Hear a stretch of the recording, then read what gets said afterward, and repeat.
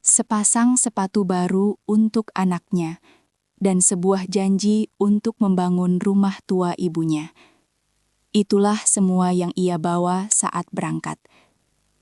Namun hari ini, ia pulang dengan cara yang tak pernah dibayangkan siapapun. Tanpa kabar selama bertahun-tahun, pahlawan devisa ini kembali ke tanah air dalam kotak kayu yang terkunci rapat. Di balik dinding rumah majikannya, tersimpan rahasia kelam yang seharusnya tak pernah terjadi pada manusia manapun. Sebelum kita mengungkap kebenaran pahit di balik tragedi ini, mari kita kirimkan doa sejenak. Tuliskan nama kota asal Anda di kolom komentar sebagai bentuk solidaritas kita untuk para pejuang nafkah di luar sana. Klik subscribe dan nyalakan loncengnya, karena kisah ini harus didengar dunia, agar tidak ada lagi nyawa yang hilang sia-sia. Mimpi tidak pernah meminta izin untuk masuk ke hati orang miskin. Ia datang begitu saja, seperti angin yang membawa bau tanah basah setelah hujan, lalu pergi meninggalkan rasa haus yang tak pernah benar-benar padam. Di ujung desa yang sunyi, di mana rumah-rumah papan berdempetan seperti pasukan yang kelelahan, Siti duduk di beranda yang catnya sudah mengelupas dimakan usia. Tangannya, kasar dan kapalan karena bertahun-tahun membanting tulang di sawah dan dapur orang lain, kini memegang selembar foto usang. Foto seorang bocah laki-laki dengan senyum ompong dan mata yang masih terlalu jernih untuk memahami arti kata kekurangan. Foto itu sudah lusuh di pinggir-pinggirnya karena terlalu sering diraba dalam gelap. Saat Siti terbangun di tengah malam dan merindukan sesuatu yang tidak bisa dia beri nama, dia mendekatkan foto itu ke bibirnya. Diam-diam, tanpa suara, hanya napas hangat yang membasahi permukaan glossy yang sudah mulai buram. Di sekelilingnya, desa itu hidup dalam iramanya yang lambat. Ayam-ayam berkotek lirih di kandang bambu yang reot.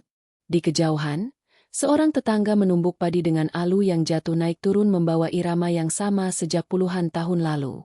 Bau gedebok pisang yang direbus untuk pakan ternak bercampur dengan aroma tanah liat dan debu jalanan yang tak pernah tersentuh aspal.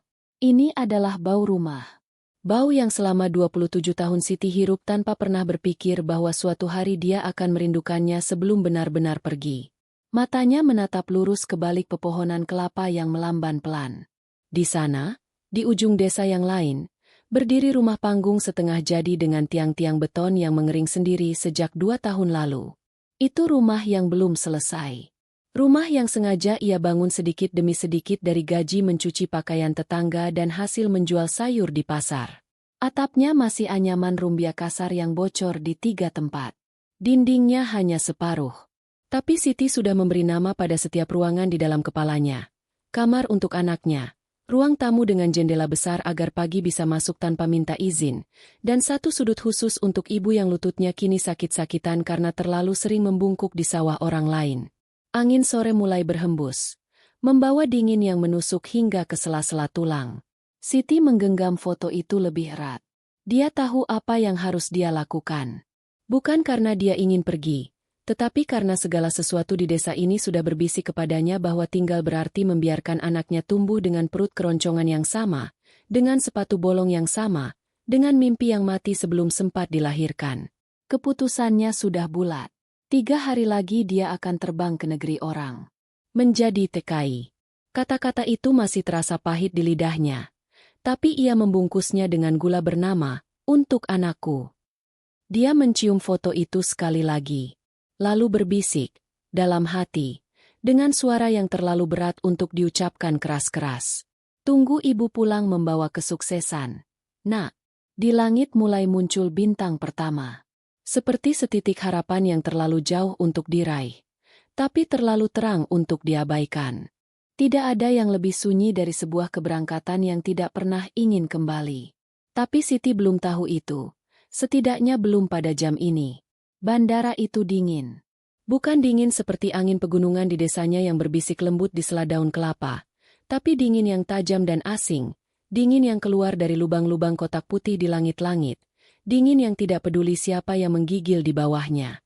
Siti menggenggam erat gagang tas ransel tuanya yang berwarna biru pudar, berdiri di antara kerumunan orang-orang yang lalu lalang dengan koper beroda 4 dan pakaian yang tidak pernah ia lihat di pasar desa. Bau parfum mahal bertabrakan dengan bau kopi stasiun dan udara resirkulasi yang tidak pernah merasakan matahari. Tetapi Siti tidak peduli. Matanya sudah kering sejak tadi. Air mata habis di kamar mandi bandara 2 jam lalu, saat dia membasuh wajah dan melihat pantulan dirinya sendiri, memakai seragam baru yang dipinjamkan agensi, dengan rambut disanggur rapi yang tidak pernah ia lakukan sebelumnya. Dia hampir tidak mengenali wanita di cermin itu. Wanita itu terlihat seperti orang yang siap berperang. Pesawat mengudara pada pukul 9 malam. Siti duduk di kursi dekat jendela. Tubuhnya kaku karena sabuk keselamatan yang terasa seperti belenggu. Di luar, lampu-lampu kota mulai mengecil, berubah menjadi titik-titik kuning yang akhirnya tenggelam dalam kegelapan. Dia menyentuh saku seragamnya. Di dalamnya ada foto anaknya yang sudah ia lipat 4, sekecil mungkin, agar muat di dekat jantungnya. Dan untuk pertama kalinya dalam riwayat perjalanan manusia, Siti merasakan tanah benar-benar terlepas dari telapak kakinya. Bukan hanya secara fisik, tapi secara batin. Seperti ada tali pusat kedua yang putus di ketinggian 30.000 kaki. Pesawat mendarat di waktu yang salah. Atau setidaknya, begitu pikir Siti saat matanya terbuka dan melihat langit di luar jendela berwarna abu-abu timah, bukan biru yang ia bayangkan. Udara di lorong pesawat sudah berubah sejak pintu dibuka. Ada bau baru. Bau yang tidak bisa ia kenali. Bau logam, rempah yang asing, dan sesuatu yang lembab tapi tidak seperti lembab sawah. Ini adalah bau negeri yang tidak pernah memeluknya. Dia mengikuti rombongan. Selusin wanita desa dengan wajah-wajah lelah yang sama, dengan mimpi-mimpi yang sama, berjalan seperti domba di lorong bandara yang terlalu megah untuk mata mereka yang terbiasa dengan tanah liat dan ilalang. Lampu-lampu neon menyala terlalu terang, menyorot setiap lipatan kecemasan di dahi Siti. Di kejauhan, sebuah papan informasi berkedip dalam aksara yang tidak bisa ia baca satu huruf pun. Untuk pertama kalinya, Siti merasa buta. Lalu dia melihat mereka. Para agensi. 2 pria berjas hitam dengan wajah yang tidak tersenyum. Bukan wajah yang marah, hanya wajah yang tidak peduli. Sama seperti lantai marmer yang ia injak sekarang. Keras, dingin, dan tidak akan mengeluh meski diinjak ribuan kali. Dengan isyarat tangan yang kasar, para pria itu mengumpulkan semua paspor. Siti melihat paspornya. Lembaran biru kecil yang baru pertama kali ia pegang dalam hidupnya, diserahkan seperti tisu bekas. Jantungnya berdetak lebih cepat ketika salah satu pria itu juga mengambil ponselnya. Ponsel tua dengan layar retak di sudut kanan. Satu-satunya benda yang menghubungkannya dengan suara anaknya. Siti membuka mulut. Hampir bersuara. Tapi pria itu menatapnya dengan tatapan yang sudah hafal akan protes. Dan Siti menutup kembali mulutnya. Dia menguatkan hati. Demi uang kiriman pertama. Demi beras di rumah. Demi sepatu anaknya yang tidak bolong lagi. Tapi di dalam dadanya, sesuatu yang kecil dan peka mulai merambat naik ke tenggorokan. Seperti firasat. Seperti suara yang berbisik bahwa dia baru saja menyerahkan lebih dari sekadar paspor. Dia menekan telapak tangan ke dada, di mana foto anaknya tersembunyi. Dan untuk kesekian kalinya, Siti berjanji pada dirinya sendiri bahwa dia akan kuat. Bandara itu tetap dingin. Dan senyum tidak pernah datang menjemput. Kebahagiaan yang paling membahayakan adalah kebahagiaan yang datang dengan topeng. Karena di balik senyumnya yang lebar, ia sudah meracuni perlahan, tanpa pernah membiarkan korbannya tahu. Hari itu, mata Siti terbuka bukan karena suara ayam jantan atau dentingan alu penumbuk padi. Dia terbangun oleh sesuatu yang sejak 3 bulan terakhir belum pernah ia rasakan. Secercah cahaya matahari yang masuk melalui celah gorden tipis di kamar sempitnya. Di negeri asing yang langitnya tak pernah benar-benar biru, pagi itu berbeda. Atau mungkin bukan langitnya yang berubah, melainkan dadanya yang terasa lebih ringan. Sebab 2 jam lalu, seorang petugas pengiriman uang mengetuk pintu belakang rumah majikan dan menyerahkan secari kertas kecil yang membuat tangan Siti gemetar saat membacanya. Kiriman pertama. Rupiah. Dalam jumlah yang selama ini hanya ia lihat dalam mimpi. Siti duduk di lantai semen kamarnya yang hanya berukuran 2 kali 2 meter. Tidak ada ranjang. Hanya kasur tipis beralas kardus yang sudah penyok. Tapi sore nanti dia akan membelikan kasur baru. Bukan untuk dirinya, untuk ibunya di kampung. Dia memejamkan mata dan membiarkan pikirannya terbang melintasi lautan, melintasi waktu yang terentang 9 jam ke belakang, hingga tiba di beranda rumah papan dengan Cat mengelupas itu.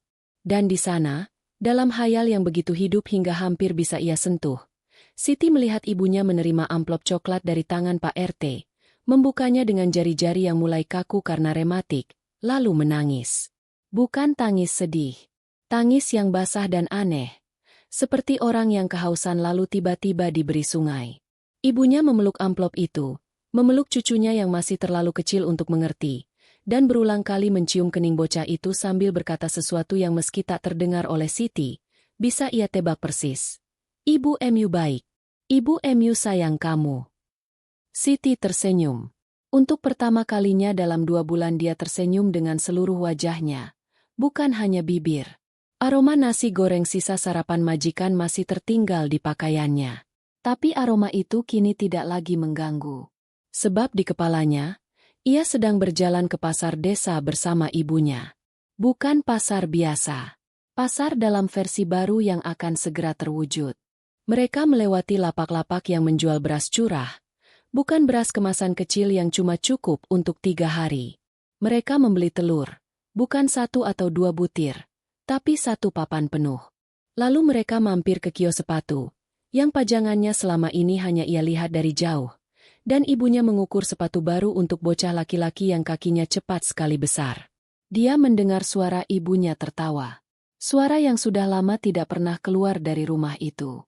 Suara yang selama ini tertimbun di bawah beban utang dan perut keroncongan. Siti membuka matanya. Kamar sempit itu masih sama. Dindingnya masih lembab. Di sudut langit-langit masih ada retak rambut yang setiap malam ia amati sampai tertidur. Tapi semuanya terasa berbeda sekarang. Sebab dinding ini, retak ini, sempit ini, semuanya hanyalah jembatan. Dan di ujung jembatan itu, rumahnya sedang berdiri lebih kokoh dari sebelumnya. Dia mengambil secari kertas dari bawah bantal. Kertas buram dengan garis-garis biru pucat yang biasa ia borong 1 buku dari warung desa sebelum berangkat. Di atasnya, dengan tulisan tangan yang belum terlalu rapi karena baru belajar menulis lagi, Siti mulai membuat surat. Dia menulis pelan-pelan, teliti, seperti orang yang tahu bahwa kata-katanya akan dibaca berulang kali, akan disimpan di bawah bantal ibu, akan dihafal oleh anaknya meski belum bisa membaca. Dia menulis, "Majikanku baik, jangan khawatir." Dia menulis itu sambil mengingat pagi tadi ketika majikan perempuannya membentaknya, karena selai di meja makan tidak tertutup rapat. Dia menulis itu sambil menekan lengan kanannya yang masih sedikit perih karena cubitan kemarin, cubitan yang meninggalkan lingkaran biru kecil di bawah ketiak, tepat di tempat yang bisa ditutup lengan baju panjang. Tapi surat itu adalah kebahagiaan. Kebahagiaan semu yang harus ia kirim, karena kebahagiaan asli sedang ia bangun perlahan di kampung halaman. Dan untuk saat ini, itu cukup. Siti melipat surat itu rapi-rapi, menciumnya, lalu memasukkannya ke amplop bersama lembaran kecil foto yang baru ia cetak 2 minggu lalu. Foto dirinya di depan rumah majikan, tersenyum lebar, memakai baju baru. Di kampung, sepucuk surat akan tiba 10 hari lagi. Air mata haru akan jatuh. Beras akan dimasak. Sepatu baru akan dipakai ke sekolah. Dan di negeri yang jauh ini, Siti akan mengirimkan lagi surat yang sama untuk bulan-bulan berikutnya, karena dia belum tahu bahwa ini adalah surat terakhir yang jujur.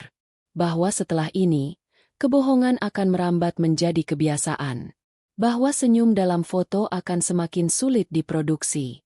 Bahwa majikan, baik, itu perlahan akan mengganti topengnya, tepat setelah semua pintu telah tertutup rapat. Tapi untuk hari ini, Siti masih percaya pada kebahagiaan.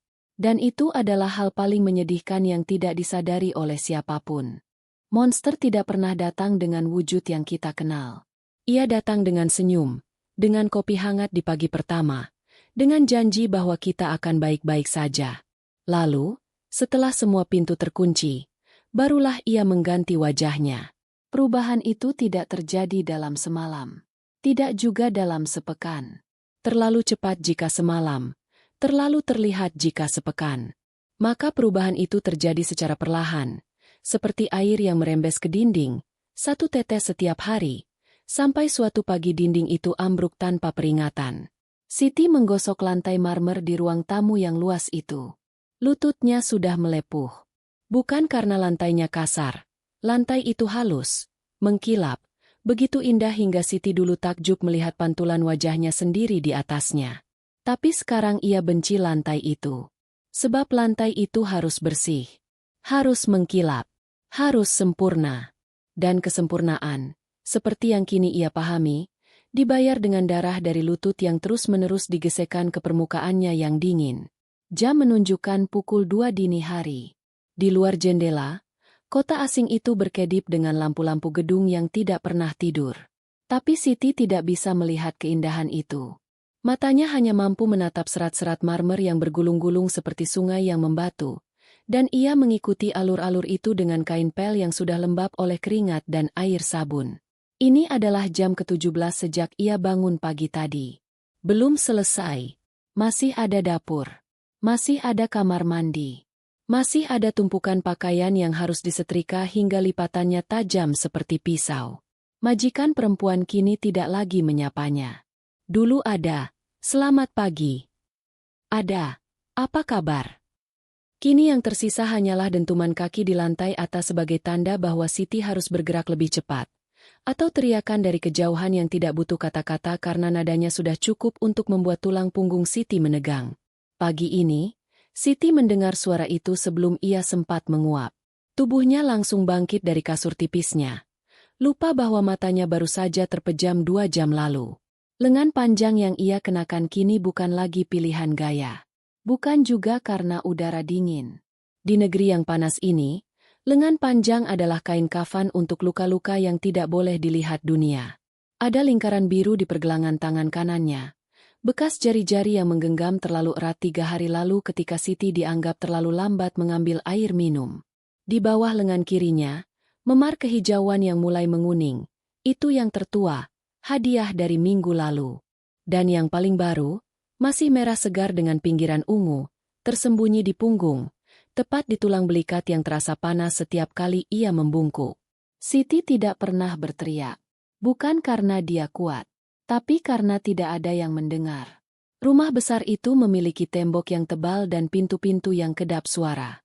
Dan bahkan jika ada yang mendengar, Siti tidak tahu harus berteriak kepada siapa. Di luar pagar besi yang menjulang tinggi, ada dunia yang sibuk dengan urusannya sendiri. Mobil-mobil melintas. Orang-orang berjalan. Tidak ada yang menghentikan langkahnya untuk bertanya apakah gadis desa di balik jendela dapur itu baik-baik saja. Sarapan Siti pagi ini adalah nasi basi yang dicampur kuah sisa semalam. Ia memakannya di sudut dapur, bersandar di lemari es yang berdengung keras, sambil memandangi foto di dalam ponsel yang sudah tidak bisa ia gunakan untuk menelepon. Majikan telah mengambil ponsel itu 2 bulan lalu. Sekarang satu-satunya yang tersisa hanyalah kenangan visual. Wajah anaknya yang tersenyum ompong, ibunya yang membungkuk di sawah, rumah papan yang menunggu untuk direnovasi. Sesendok nasi basi masuk ke mulutnya. Ia kunyah perlahan, bukan karena menikmati, tapi karena ia harus bertahan. Perutnya sudah lama berteriak minta makanan layak. Tapi ia sudah terbiasa membungkam teriakan itu. Sama seperti ia membungkam tangisnya setiap malam ke dalam bantal yang basah oleh air mata yang tidak ingin mengeluarkan suara. Jam menunjukkan pukul 3 pagi saat Siti akhirnya menyelesaikan semua kerjaannya. Dia berjalan ke kamarnya dengan langkah yang tidak lagi memiliki irama. Kaki kiri terseret sedikit, karena lutut kanannya terlalu sakit untuk ditekuk sepenuhnya. Ia merebahkan tubuhnya di atas kasur tipis. Bau keringat dan sabun cuci piring masih melekat di kulitnya. Tidak ada air hangat untuk mandi. Tidak ada waktu. Dia memejamkan mata. Dan di dalam gelap kelopak matanya, dia melihat anaknya berlari di pematang sawah. Anak itu tertawa. Tidak pernah menangis. Tidak pernah terluka. Siti menggigit bibirnya. Hanya itu yang bisa ia lakukan agar tidak menangis keras-keras. Sebab besok pagi, jam 5, ia harus bangun lagi. Lantai marmer itu tidak akan pernah selesai digosok. Dan monster dengan wajah manusia itu akan kembali menatapnya.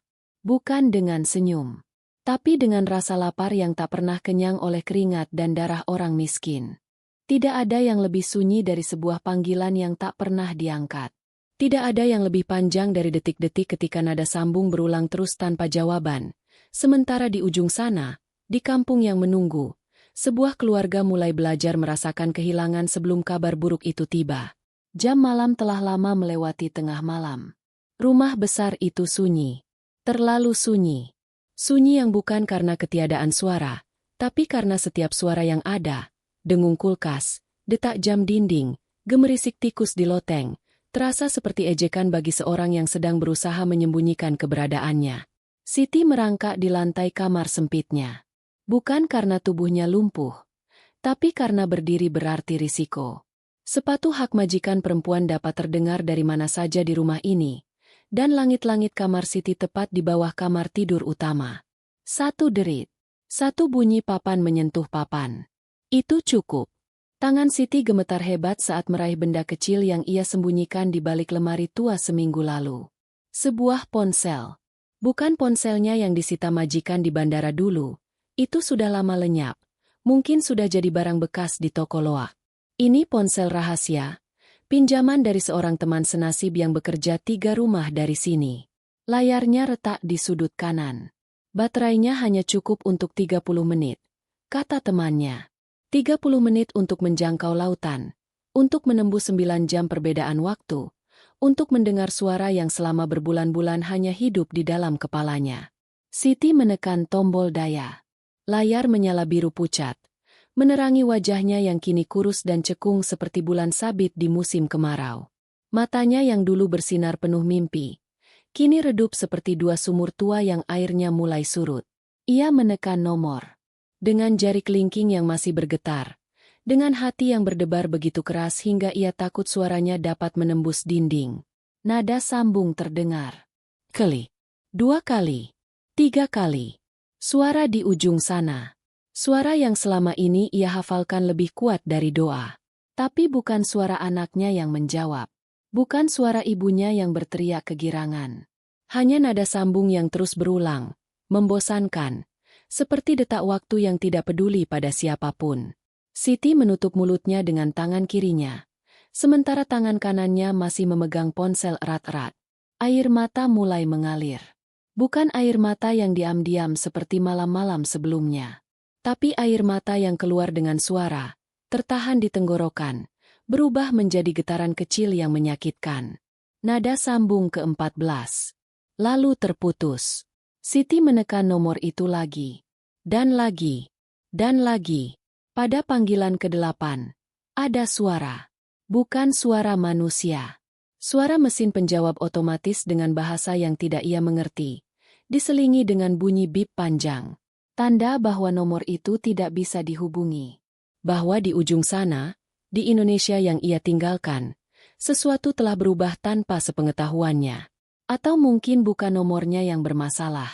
Mungkin sinyalnya yang diputus. Siti mengangkat wajahnya. Matanya menatap ke arah pintu kamarnya yang tertutup rapat.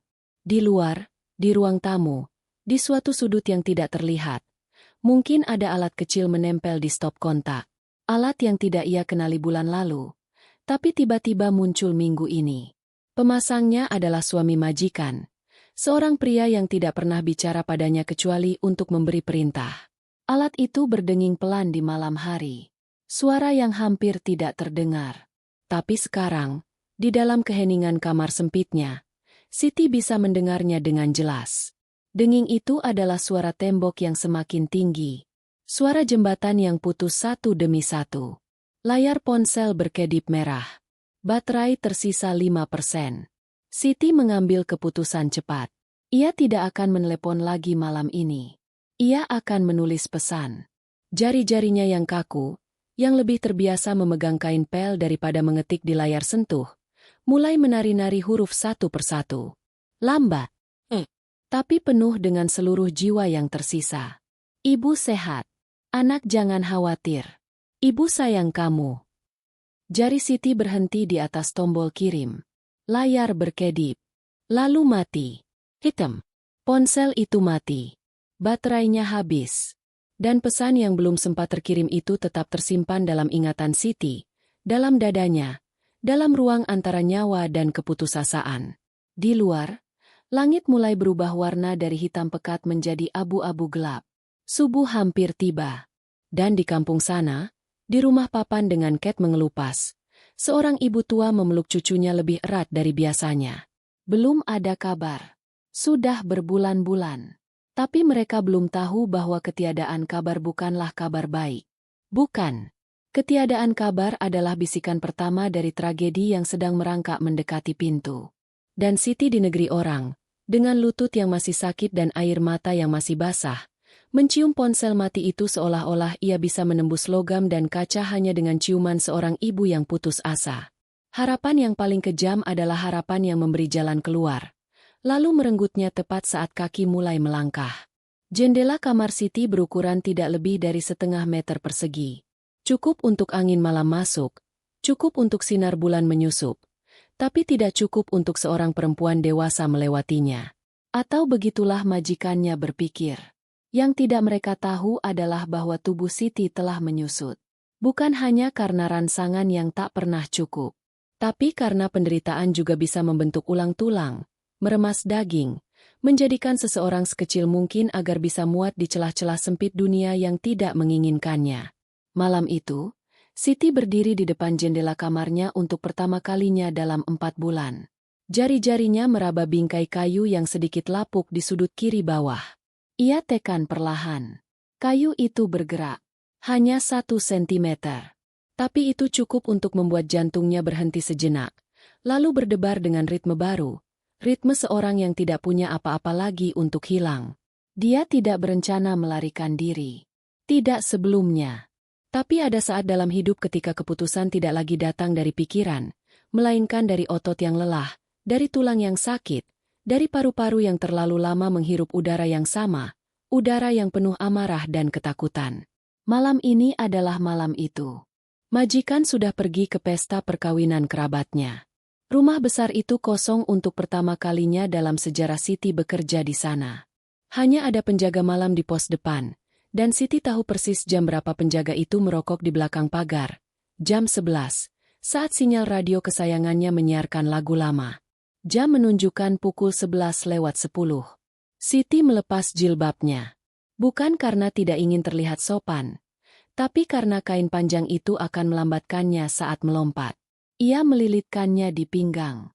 Kemudian, dengan kedua tangan yang gemetar seperti daun kering ditiup angin, ia mendorong bingkai kayu itu lebih keras. Ada bunyi kertak pelan. Kayu tua itu menyerah. Jendela terbuka selebar 20 sentimeter. Tidak cukup. Siti mendorong lagi. Kali ini dengan seluruh tubuhnya, dengan bahu yang memar, dengan lengan yang masih menyimpan lingkaran biru bekas cubitan. Kayu itu mengalah. Lubang itu kini cukup lebar. Lebar untuk sekarat di luar tembok daripada di dalamnya. Tubuh Siti terasa ringan saat ia memanjat. Bukan ringan karena bahagia. Ringan karena sudah terlalu lama tidak makan cukup. Tulang-tulangnya terasa seperti ranting kering yang siap patah kapan saja. Ia menyelipkan satu kaki keluar. Jari-jari kakinya yang telanjang mencari pijakan di atas talang air yang berkarat. Kaki kedua menyusul. Perutnya tersangkut sebentar di bingkai jendela. Lalu ia mendorong dengan tangan yang terakhir kali meraba foto anaknya, dan tubuhnya jatuh. Bukan jatuh yang indah seperti di film, tapi jatuh yang kaku, yang sakit, yang mendarat di tanah becek dengan bunyi gedebuk tumpul. Siti terdiam beberapa detik, menahan napas, menahan rasa sakit di pergelangan kaki kirinya yang terkilir. Dia tidak bisa berteriak. Dia tidak boleh berteriak. Di atas, langit malam negeri asing itu begitu luas, begitu jauh, begitu cuek pada seorang perempuan desa yang baru saja memilih untuk hidup. Siti bangkit. Kaki kirinya menyangga dengan rasa nyeri yang menusuk di setiap langkah. Tapi ia berlari. Ia berlari sekuat tenaga, melewati semak-semak belakang rumah, melewati pagar yang ternyata berlubang di sisi timur, lubang yang selama ini ia gunakan untuk membuang sampah, dan sekarang ia gunakan untuk membuang masa lalunya. Angin malam menerpa wajahnya. Bau sampah, bau tanah basah, Bau kebebasan yang asing dan menakutkan bercampur jadi satu di lubang hidungnya. Lampu-lampu jalan berkedip kuning. Jalanan di depan mulai terlihat. Tikungan, pohon rindang, lalu persimpangan. Kebe, kantor kedutaan. Teman satu asramanya dulu pernah berbisik alamat itu, dengan suara sekecil tikus, di dapur saat majikan sedang tidur siang. Belok kiri di lampu merah. Lurus sampai perempatan. Ada bendera merah putih. Siti belok kiri. Kaki kirinya hampir menyerah. Tapi ia terus berlari. Untuk pertama kalinya dalam bulan-bulan yang terasa seperti tahun, dadanya terasa lapang. Udara malam yang lembab masuk ke paru-parunya tanpa takut dibentak. Langit di atasnya tidak beratap. Langit bebas yang sama dengan langit di kampung halaman, dengan bintang-bintang yang sama, dengan bulan yang sama yang pernah ia tunjukin ke anaknya dulu. Putaran pertama. 200 meter lagi menuju perempatan. Siti bisa melihat lampu merah di kejauhan. Hanya 100 meter. Lalu 80. Lalu 50. Tepat saat ia akan melewati pos keamanan sebuah ruko kosong, bayangan hitam melesat dari lorong samping. Sebuah tangan besar mengunci pergelangan tangannya. Tangan lain menutup mulutnya sebelum ia sempat menjerit. Siti jatuh. Lututnya yang sudah luka tergores aspal kasar. Dia melihat sepatu bot hitam. Ada 2 pasang. Lalu wajah pria yang pernah mengambil paspornya di bandara berbulan-bulan lalu, berdiri di samping seorang lain yang tidak ia kenal. Napas Siti terputus. Seluruh tubuhnya bergetar hebat, bukan karena dingin, tapi karena dia tahu, di dalam hati yang paling dalam, di tempat paling gelap dalam kesadarannya, bahwa tidak ada bendera merah putih di ujung perjalanan ini. Tidak hari ini. Tidak untuknya. Moncong mobil hitam tanpa plat terbuka lebar. Siti digiring masuk seperti karung beras. Pintu tertutup dengan bunyi yang terlalu lembut untuk sebuah kematian yang sedang merangkak mendekat. Di luar, lampu merah itu masih berkedip. Lalu berubah hijau. Lalu merah lagi. Sepanjang malam, sementara Siti dibawa kembali ke rumah yang tidak akan pernah ia sebut sebagai rumah. Dan di kejauhan, di kampung halaman, seorang anak kecil bermimpi ibunya pulang membawa oleh-oleh. Senyum dalam tidurnya begitu indah. Begitu tidak tahu apa-apa. Titik terendah dari seorang manusia bukanlah saat tubuhnya jatuh. Titik terendah adalah saat jiwanya mulai berpisah dari tubuhnya, lalu menyaksikan dari kejauhan, tanpa bisa berbuat apa-apa, saat dagingnya dihancurkan sedikit demi sedikit, dan dunia tetap berputar tanpa menoleh. Sekarang Siti tidak tahu lagi mana yang nyata dan mana yang halusinasi. Semuanya kabur. Semuanya seperti dicelupkan ke dalam air comberan yang keruh, lalu dipelintir, lalu dilempar ke dinding berkali-kali sampai bentuk aslinya hilang. Kadang ia merasa sedang terbang. Kadang ia merasa tenggelam. Kadang ia merasa sedang mengejar seseorang, anaknya, mungkin, atau ibunya, tapi kakinya tidak mau bergerak, seolah terkubur di dalam tanah basah. Tubuhnya terbaring di sudut ruangan yang gelap. Entah di mana. Yang ia rasakan hanyalah dingin. Bukan dingin biasa. Dingin yang menusuk hingga ke sumsum tulang. Dingin yang terasa seperti ribuan jarum menusuk sekaligus dari dalam. Tidak ada selimut. Yang ada hanya lantai semen yang kasar dan bau pesing yang sudah begitu pekat hingga menempel di bulu hidungnya, membuat ia mual setiap kali menarik napas. Perutnya kosong. Sudah 3 hari. Atau 5 hari. Atau seminggu. Siti kehilangan hitungan sejak terakhir kali ia diberi nasi, atau setidaknya sesuatu yang mirip nasi. Yang ia ingat hanyalah semangkuk air hangat dengan sedikit butiran-butiran keras yang seharusnya menjadi makanannya. Tapi ia terlalu lemah untuk mengangkat sendok. Tangannya tidak bisa digerakkan dengan baik lagi. Bukan karena lumpuh, tapi karena sambungan antara tulang dan ototnya terasa putus. Seperti benang yang terlalu lama direndam di laut lalu hancur begitu saja saat dipegang. Ia tidak bisa melihat dengan jelas. Satu matanya bengkak, hampir tertutup sempurna, dengan kulit kehitam-hitaman di sekitarnya. Warna seperti terong yang terlalu matang. Atau seperti langit sebelum hujan badai. Matanya yang lain masih bisa melihat sedikit. Cahaya samar dari balik pintu, bayangan yang bergerak sesekali, dan sesekali lalat. 2 ekor lalat yang hinggap di punggung tangannya, bergerak-gerak menyusuri luka terbuka di buku jarinya yang tidak pernah diobati. Siti tidak punya tenaga untuk mengusirnya. Dia hanya menatap serangga itu, dan untuk beberapa detik, dia iri. Setidaknya lalat itu bisa terbang. Bisa pergi. Bisa memilih bunga atau sampah mana yang ingin dihinggapi. Dia memejamkan mata. Dan kemudian anaknya muncul. Bukan sungguhan. Siti tahu itu tidak sungguhan, karena anaknya masih kecil, masih pendek, masih bergigi ompong. Tapi di sini, di lembah kelam antara sadar dan pingsan, anak itu ada. Duduk di sampingnya. Memegang jari Siti dengan tangan mungil yang hangat. Anak itu tersenyum. Senyum yang sama di foto usang yang dulu ia simpan di saku seragam. Senyum yang membuat Siti rela melakukan apapun. Bahkan mati di negeri orang yang namanya tidak bisa ia eja. Umi. Panggilan itu terdengar jelas. Sangat jelas. Siti membuka bibirnya yang pecah-pecah, yang sudah berdarah di beberapa sudut karena kekeringan dan pukulan yang tak bisa lagi ia hitung. Air liurnya terasa pahit seperti logam. Tapi ia tetap berusaha membalas panggilan itu. Ia mencoba menggerakkan jari-jarinya untuk menyentuh pipi anak itu. Pipi yang dulu ia cium puluhan kali setiap malam sebelum tidur.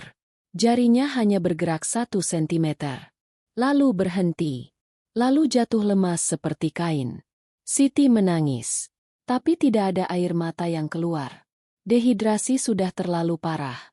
Air di tubuhnya habis untuk sekadar menjaga jantungnya tetap berdetak. Berdetak lambat. Seperti genderang yang dipukul oleh seorang yang lelah. Yang ingin berhenti tapi tidak diizinkan. Di luar ruangan. Di dunia yang masih berjalan normal. Mungkin seseorang sedang memasak. Bau bawang goreng meresap masuk lewat celah pintu.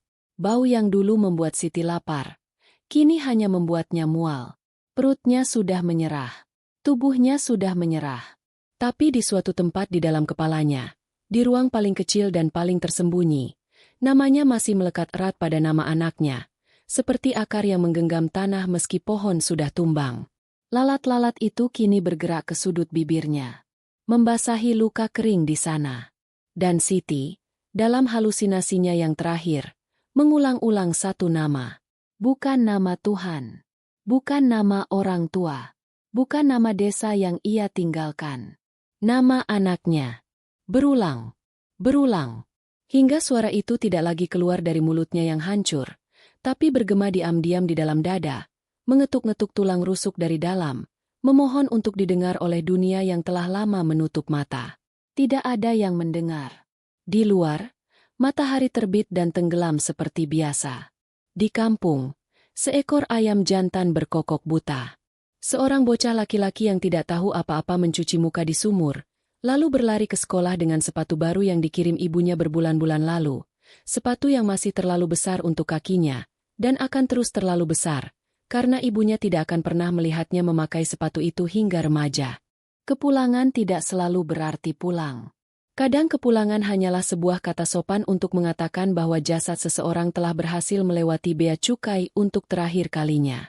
Di ujung desa yang sunyi, di mana rumah-rumah papan berdempetan seperti pasukan yang kelelahan, bendera kuning berkibar di depan rumah panggung setengah jadi dengan tiang-tiang beton yang mengering sendiri sejak 2 tahun lalu. Bendera itu bukan untuk menyambut. Bendera itu adalah bahasa universal dari tetangga yang berbisik. Ada yang mati di sini. Jangan terlalu keras bersuara. Matahari sore itu bersinar terlalu terang untuk sebuah duka. Cuacanya panas. Anginnya tipis-tipis saja. Seperti alam sedang malas ikut berduka. Bau tanah kering dan dedaunan yang terbakar di kebun sebelah memenuhi udara, bercampur dengan suara tetangga yang mulai berkerumun di depan pagar bambu. Mereka berdiri dengan tangan dilipat di dada, beberapa membawa tikar, beberapa membawa nampan berisi nasi dan air putih. Persembahan sederhana untuk keluarga yang baru saja kehilangan sesuatu yang tidak bisa digantikan oleh beras sebanyak apapun. Sirine mobil ambulan terdengar dari kejauhan. Pelan, lalu keras, lalu memekakan telinga. Iring-iringan itu masuk ke jalan setapak yang hanya cukup untuk satu mobil, menabrak ranting-ranting kering yang berguguran, membuat ayam-ayam bertaburan lari ke pematang sawah. Lampu redanya berputar perlahan, menyorot wajah-wajah yang mulai berkabut oleh air mata, Wajah-wajah yang dulu ikut tersenyum saat Siti berangkat dengan koper biru pudar dan hati penuh mimpi. Ambulans itu berhenti di depan rumah. Roda belakangnya masih berputar beberapa detik sebelum benar-benar diam. Seorang pria berseragam turun dari kursi depan. Tidak bicara. Tidak menoleh ke kerumunan. Dia berjalan ke belakang, membuka 2 daun pintu logam yang berat, lalu menarik sebuah keranda panjang. Bukan koper penuh hadiah. Bukan oleh-oleh untuk anak dan ibu. Bukan Siti yang turun dengan senyum lelah tapi bangga. Sebuah peti mati kayu. Kayu lapis tipis, dicat coklat murah, dipaku rapat di setiap sisinya. Di atasnya ada secari kertas putih dengan tulisan tangan yang tidak rapi, nama Siti, desa asalnya, dan satu kata yang tidak bisa dibaca oleh semua yang hadir karena hurufnya sudah luntur terkena air. Pintu rumah terbuka. Seorang perempuan tua keluar dengan langkah sempoyongan. Rambutnya sudah putih semua, lebih putih dari yang diingat siapapun. Tangannya yang rematik memegang tiang pintu. Matanya yang mulai kabur karena katarak menatap peti mati itu. Lalu ia menjerit. Bukan jerit yang merdu. Bukan jerit yang bisa ditulis dengan kata-kata di buku cerita. Jerit yang keluar dari perut yang sudah lama kosong, dari dada yang sudah dipenuhi bisul rasa bersalah, dari mulut yang tidak pernah berhenti mengucap doa selama berbulan-bulan. Jerit itu memecah keheningan desa yang hanya biasa mendengar kokok ayam dan adzan maghrib. Jerit itu diikuti oleh jerit lain. Lebih kecil. Lebih tinggi. Seorang bocah laki-laki berlari keluar dari belakang rumah. Masih memakai seragam sekolah yang sedikit kebesaran. Sepatunya yang baru. Sepatu yang dikirim Siti 6 bulan lalu. Sesekali terlepas dari tumitnya karena memang masih terlalu longgar. Bocah itu berhenti di depan peti mati. Dia tidak mengerti mengapa ada begitu banyak orang. Tidak mengerti mengapa neneknya menangis sambil memukul-mukul dadanya sendiri. Tidak mengerti mengapa ada peti kayu panjang yang diturunkan dari mobil dengan begitu hati-hati. Seperti isinya adalah barang paling berharga di dunia. Tapi dia mengerti satu hal. Ibu tidak ada di antara orang-orang yang berdiri di sini. Bocah itu menoleh ke kiri, ke kanan, ke belakang, ke arah jalan desa yang berkelok menuju persawahan. Tidak ada Siti. Tidak ada ibu dengan tangan terbuka lebar yang berkata, "Ibu pulang, nak." Keranda itu mulai diusung menuju pintu rumah. Kaki-kaki para pengusung bergerak lambat, sengaja, menghormati beban yang tidak terlihat. Di balik mereka, perempuan tua itu sudah tidak bisa berdiri. Tubuhnya ambruk di tanah kering, debu menempel di dagu dan keningnya, sementara tangannya terus meraih ke udara kosong, meraih sesuatu yang tidak akan pernah bisa digenggam lagi. Di dalam rumah, di sudut yang gelap, sebuah foto Siti tersenyum di bingkai kayu sederhana.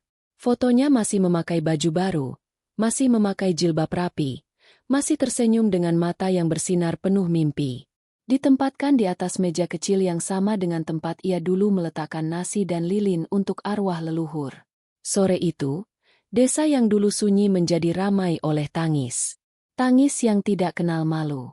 Tangis yang keluar dari orang-orang yang biasanya hanya menangis dalam diam di balik dinding rumah mereka yang tipis. Janji Siti terpenuhi. Dia pulang. Membawa sukses, seperti yang ia bisikan kepada anaknya di bandara berbulan-bulan lalu. Membawa tubuhnya sendiri di dalam peti kayu lapis tipis, membawa sepasang jemuran yang tak sempat dijemur, membawa all the dreams that never got to wake up. Rumah yang dia bangun kini berdiri tegak. Tiang-tiang beton yang dulu mengering sendiri, sekarang sudah diplester. Dinding setengah jadi itu sudah lengkap, bahkan sudah dicat warna biru muda, warna favorit Siti, warna yang tidak pernah ia sebutkan pada siapapun. Tapi malam ini, tidak ada lampu yang menyala di rumah itu. Dan tidak ada yang berani tidur di dalamnya. Kebenaran tidak pernah datang dengan pakaian yang rapi. Ia datang compang-camping, dengan luka di sekujur tubuhnya, dan seringkali terlambat. Begitu terlambat hingga orang yang paling berhak mendengarnya sudah tidak punya telinga lagi. Hari ke-7 setelah pemakaman. Rumah Siti masih sunyi, meski berkali-kali tetangga datang membawa nasi dan air. Ibu Siti duduk di kursi bambu yang sama yang dulu ditempati Siti sebelum berangkat ke bandara. Kursi yang sama, posisi yang sama.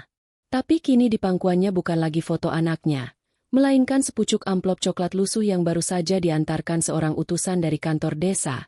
Amplop tanpa nama pengirim, dengan materai yang sudah disobek, dan di dalamnya, sekeping kaset rekaman usang. Seorang perempuan muda berdiri di ambang pintu. Wajahnya tidak asing tapi juga tidak akrab. Tubuhnya kurus seperti Siti, matanya cekung seperti Siti, dan di pergelangan tangannya terlihat jejak lingkaran biru yang sama, memar yang sudah tua, menguning di pinggirnya. Dia adalah teman Siti. Teman satu penampungan dulu sebelum diberangkatkan ke negeri yang sama. Teman yang selamat dengan tubuh penuh luka, tapi setidaknya masih hidup. Masih bisa pulang dengan koper sendiri, bukan peti mati. Perempuan itu menyerahkan sebuah buku kecil. Buku note murahan dengan sampul biru pudar. Sampul yang sama dengan warna koper Siti saat berangkat dulu. Halaman-halamannya mulai menguning di tepi, tapi tulisannya masih terbaca jelas. Tulisan tangan Siti yang belum terlalu rapi, dengan banyak coretan dan huruf yang kadang miring ke kanan karena tangannya mungkin gemetar saat menulis. Ibu Siti membuka halaman pertama. Matanya yang sudah buram karena usia dan tangis harus meraba-raba huruf satu persatu. Tidak ada pembuka yang manis. Tidak ada, di saat terang bulan, atau dengan rasa syukur. Hanya satu kalimat pendek di baris paling atas, ditulis dengan tekanan yang dalam hingga menusuk kertas. Majikanku tidak baik. Aku berbohong di setiap surat. Maafkan aku, Ibu. Halaman berikutnya berisi cerita yang tidak pernah dikirim. Cerita tentang lemari es yang harus dibersihkan 3 kali sehari. Cerita tentang makanan yang harus dihabiskan oleh anjing majikan sementara perutnya keroncongan. Cerita tentang pukulan pertama, sebuah tamparan karena garam terlalu banyak di sup, yang membuat Siti terkejut bukan karena sakitnya, tapi karena dia tidak menyangka manusia bisa berubah begitu cepat, begitu kejam, begitu mudah. Halaman demi halaman, tulisan tangan Siti menjadi semakin sulit dibaca. Bukan karena bahasanya yang berubah, tapi karena goresannya semakin dalam, semakin kasar, seolah ia menekan pulpen begitu kuat hingga hampir merobek kertas. Di beberapa halaman, ada noda bulat yang mengerutkan permukaan kertas. Noda air. Air mata. Air mata yang jatuh saat menulis, saat mengingat, saat berharap bahwa suatu hari nanti buku ini akan dibaca oleh seseorang yang bisa membawanya pulang. Tapi halaman yang paling menghancurkan hati bukanlah halaman tentang kekerasan. Halaman paling menghancurkan adalah halaman terakhir. Hanya satu paragraf. Tulisan Siti di sana sangat kecil, sangat sempit, seolah ia berusaha menyembunyikan kata-kata ini di sudut paling gelap dari buku catatannya. Seolah ia takut kata-kata ini ditemukan oleh mata yang salah, atau sebaliknya, takut kata-kata ini tidak pernah ditemukan sama sekali.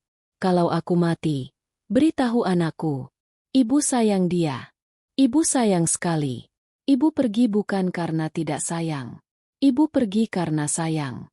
Aku ingin dia sekolah tinggi. Aku ingin dia tidak jadi pembantu di negeri orang. Tapi maaf kalau ibu gagal.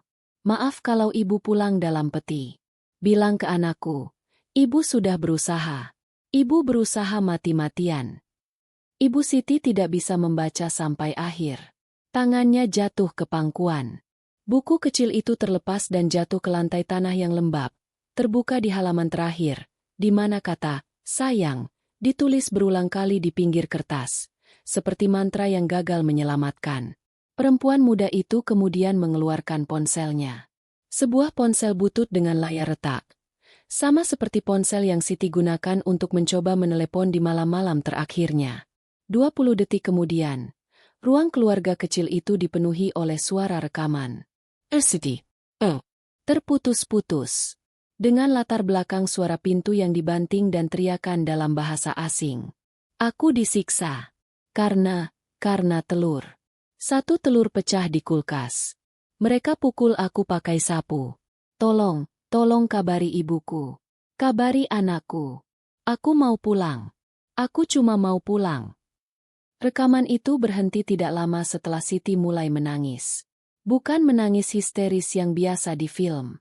Tapi tangis yang tertahan, seperti seseorang yang sudah terlalu sering menangis hingga tenggorokannya sakit dan matanya kering, tapi masih tetap berusaha mengeluarkan suara karena tidak ada cara lain untuk melepaskan rasa sakit yang tidak bisa dijelaskan dengan kata-kata.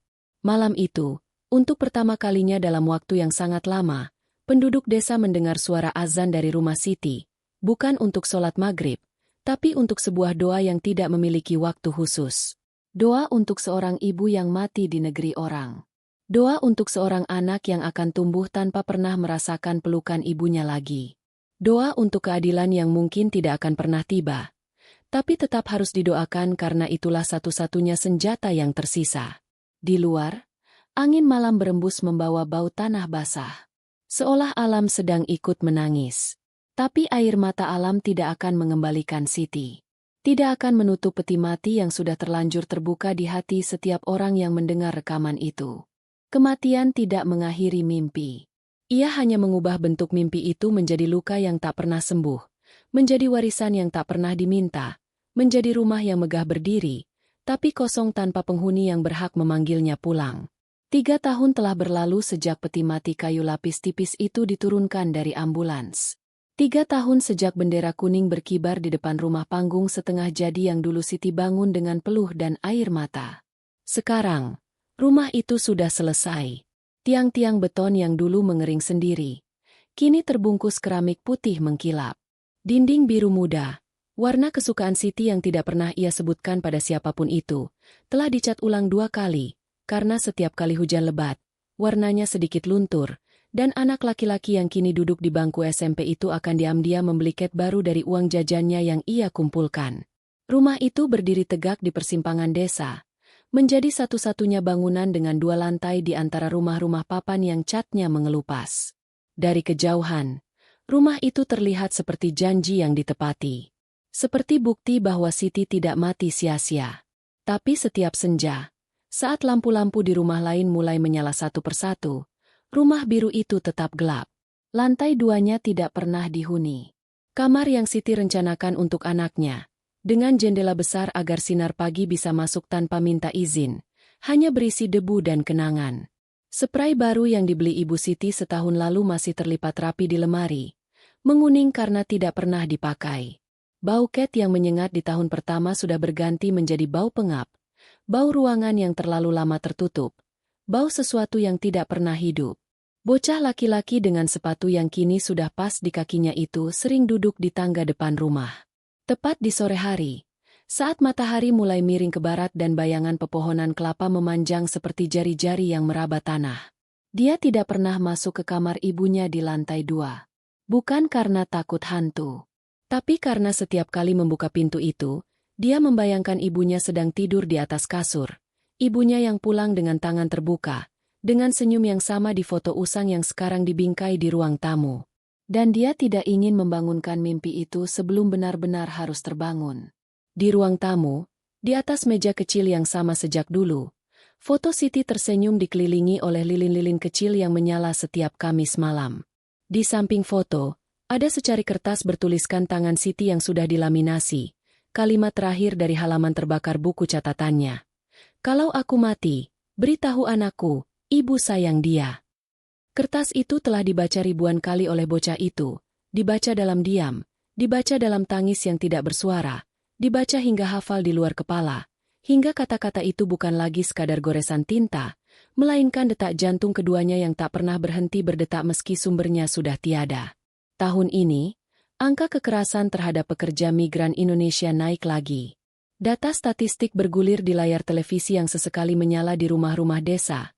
Sekian ratus kasus, sekian puluh nyawa, sekian banyak keluarga yang rumahnya berdiri megah tapi tidurnya tidak pernah nyenyak. Angka-angka itu dingin. Tidak menggambarkan warna biru favorit Siti. Tidak menggambarkan sepatu yang terlalu besar di kaki seorang anak. Tidak menggambarkan surat-surat bohong yang ditulis dengan tangan gemetar di kamar sempit bau pesing. Di ruang keluarga yang sunyi itu, seorang nenek, Ibu Siti, duduk di kursi bambu yang sama. Kini rambutnya putih semua. Matanya hampir tidak bisa melihat. Tapi tangannya masih bisa meraba foto, masih bisa menyentuh wajah anaknya yang tercetak di kertas foto, masih bisa berbisik doa yang sama setiap malam tanpa pernah lelah. Anakku pahlawan. Anakku pahlawan devisa. Tapi aku lebih ingin anakku pulang hidup-hidup daripada gelar yang tidak bisa memelukku. Di luar, angin malam bertiup lembut membawa bau tanah basah dan bunga melati. Rumah biru itu berdiri di antara ribuan rumah lain di desa-desa seluruh Nusantara. Rumah-rumah yang dibangun dengan keringat dan darah dari mereka yang memimpikan pulang.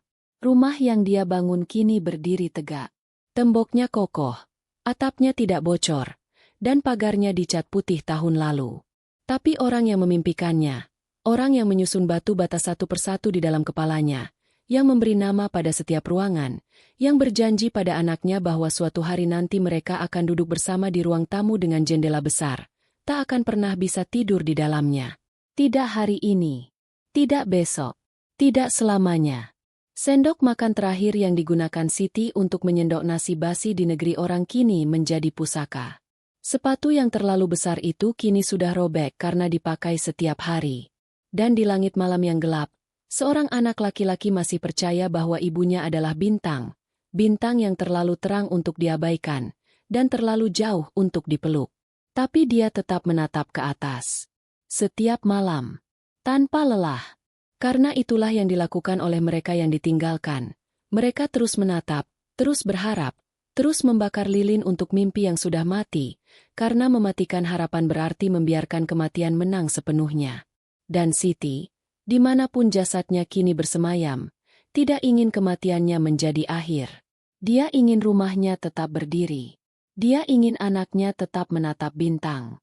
Dia ingin tidak ada lagi ibu yang harus memilih antara memeluk anaknya atau menyekolahkannya.